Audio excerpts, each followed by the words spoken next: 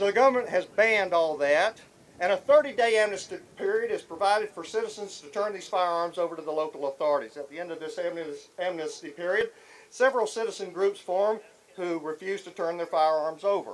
Consider the following. I would fire on U.S. citizens who refuse or resist the confiscation of firearms banned by the U.S. government. 26.34%, with 11% saying they had no opinion, said yes they would. Ladies and gentlemen, I proved my hypothesis with this snapshot concerning unit cohesion and using the Marines, which everyone knows, Semper Fi, who are there, who really have historically lived out their oaths to uphold and defend the Constitution of the United States. That then and now, I was not only sad, but I was mad. And today I'm declaring to you, I'm a MAD. And this is what this stands for me personally. A-M-A-D. American Militia Against Despotism. Thank you for your time.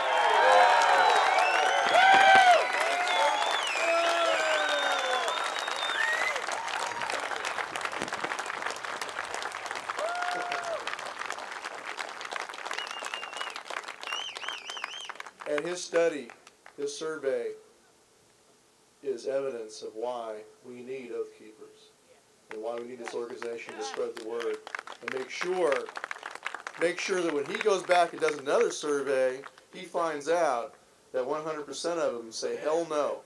So now, what I want to do next is bring up a couple of gentlemen who have established and demonstrated their commitment to defend the Constitution by their actions. As General Washington said, the conduct of this Army will decide. Well, here's some gentlemen who by their conduct have shown you the path. First I want to bring up Sheriff Richard Mack.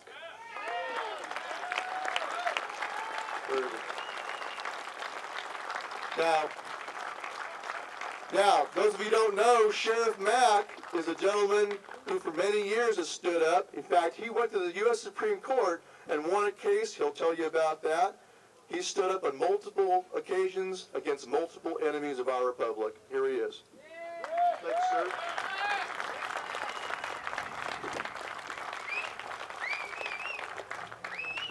Thanks so much for having me. Let's do housekeeping first.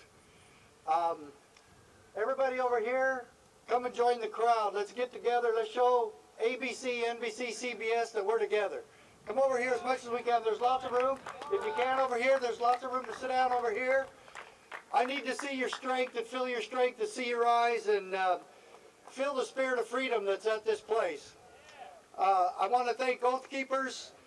We've recently been married.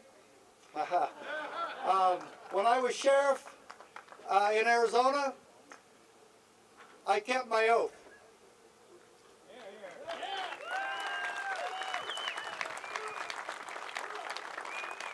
And it cost me my job. Who cares? So what? I got another one. Yeah, got another. All right, I love this, how this looks. This looks really powerful. Yeah, thank you so much for that. And I also want to thank Ed Vieira and everybody who made this event possible. This is the first time in my life that I've been to Lexington. And I honor the men that are here today that have defended our country, the veterans of war that Janet Napolitano is afraid of. You can be on my team any day. I love you and honor you and thank you for your service. You guys can come 10 minutes.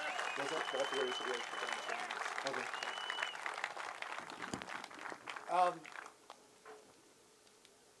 there's some very fundamental things that have brought us here together, and it's the issue of freedom. And I want every peace officer in this country to know and understand that you're personally and morally responsible for keeping your oath of office. And there's no excuses for you either. And my new book explains all of that. The County Sheriff, America's Last Hope. And it's all about keeping your oath of office, and also the case that I won at the United States Supreme Court in 1997. And I filed a lawsuit while I was still sheriff, and I filed the lawsuit against the Bill Clinton administration. And so you might say that I was the only person in history to sue Bill Clinton on a non-sexual matter.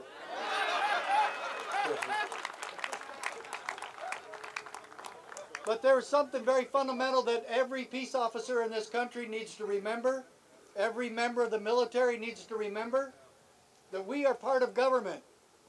And after that famous part of the Declaration of Independence, where it talks about that we're all created equal and that we're endowed by our Creator with certain unalienable rights, chief among those life, liberty, and the pursuit of happiness, then what's the next principle involved? It says why we have government. And it says strictly and succinctly that to secure these rights, governments are instituted among men. That's your job. As a peace officer, as a sheriff, as a deputy sheriff, as a member of the military. And every deputy on my department was required to keep a pocket constitution and Declaration of Independence right there. Now why, we talk about oath keepers. Why do we take an oath?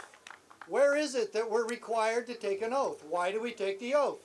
It's required by the Constitution itself.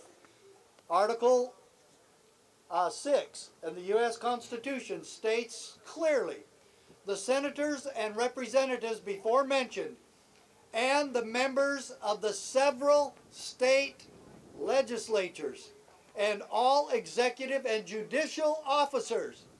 Sheriffs and peace officers are part of the executive branch. We're the executors of the law, both of the United States and of the several states, shall be bound by oath or affirmation to support this Constitution. Now,